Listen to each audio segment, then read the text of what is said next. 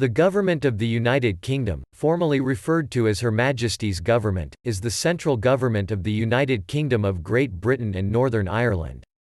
It is also commonly referred to as simply the UK Government or the British Government. The government is led by the Prime Minister, who selects all the remaining ministers.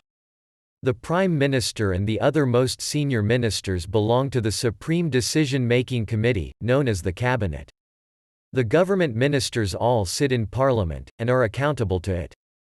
The government is dependent on Parliament to make primary legislation, and since the Fixed Terms Parliaments Act 2011, general elections are held every 5 years to elect a new House of Commons, unless there is a successful vote of no confidence in the government or a two-thirds vote for a snap election in the House of Commons, in which case an election may be held sooner.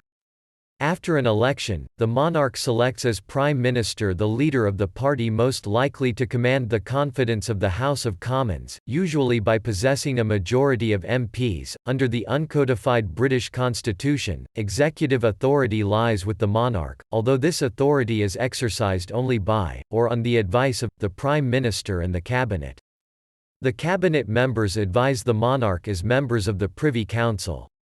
In most cases they also exercise power directly as leaders of the government departments, though some cabinet positions are sinecures to a greater or lesser degree. The current Prime Minister is Theresa May, who took office on 13 July 2016.